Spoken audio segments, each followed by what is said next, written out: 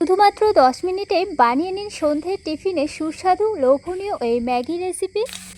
এই পদ্ধতিতে একবার বানিয়ে খেয়ে দেখুন, রোজ বানাতে ইচ্ছে হবে। এতটাই অপূর্ব স্বাদের এই ম্যাগি রেসিপিটি। চলুন দেরি না করে মূল রেসিপিটি শুরু করা যাক। নমস্কার বন্ধুরা, স্বর্ণলতার রান্নাঘরে স্বাগত জানিয়ে শুরু করছি আজও নতুন একটি রেসিপি। আজ আপনাদের বানিয়ে দেখাবো সন্ধ্যার টিফিন রেসিপি। তার জন্য আমি উনুন জ্বেলে একটা কড়া বসিয়ে দিয়েছি। এরপর সর্ষের তেল দিয়ে দিচ্ছি বেশ কিছুটা পরিমাণ।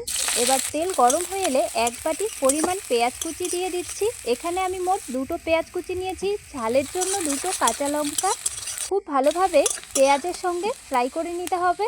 যখনই দেখবেন এরকম হালকা লালচে কালার চলে এসছে, এই সময়ই ডিম ফেটিয়ে দিতে হবে। তো আপনারা কম বেশি করে দিতে পারেন। তো আমি এখানে 2টো ডিম দিয়ে দিচ্ছি। 1 থেকে 2 মিনিট মতো সময় ডিমটাকেও ভেজে নিতে হবে। আর এরই মধ্যে স্বাদ অনুযায়ী নুনও অ্যাড করতে হবে। এরপর তেলটা ড্রাই হয়ে গেছে বলে আমি আরেকটু তেল দিয়ে দিচ্ছি। তেল দিতেই কিন্তু দেখুন ডিমের সঙ্গে কতটা অ্যাবজর্ব করে নিয়েছে। তো এই সময়ই দিয়ে দিতে হবে 2 প্যাকেট ম্যাগি। তো আপনারা কিন্তু কম বেশি করে দিতে পারেন। তো ম্যাগির পরিমাণ যদি বেশি হয় অবশ্যই কিন্তু ডিমের পরিমাণটাও বাড়িয়ে দিতে হবে। যেহেতু আমি 2 প্যাকেট ম্যাগি দিচ্ছি তাই 2টো ডিম দিয়েছি। অবশ্যই কিন্তু প্যাকেট হিসেবে ডিম অ্যাড করবেন, তাহলে খেতে কিন্তু এর স্বাদ দ্বিগুণ হবে।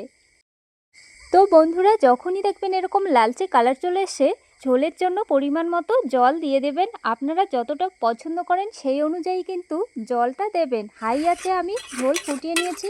নামানোর আগে আমি ম্যাগি মশলাটা দিয়ে দিচ্ছি। চামচ পরিমাণ ম্যাগি মশলা দিয়ে ভালোভাবে মিশিয়ে নিয়েছি। দেখুন কতটা লোভনীয় আর কতটা কম সময়েই কিন্তু তৈরি হয়ে গেছে।